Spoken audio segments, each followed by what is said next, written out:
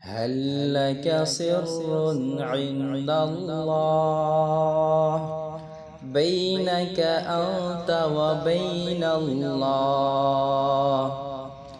هل لك صدقات تخفى لا يعلمها إلا الله؟ قصص لا تكشف إلا بكتابك حين ترى الله. ما أحراك بهذا أن يكبر قدرك عند الله. هل لك سر عند الله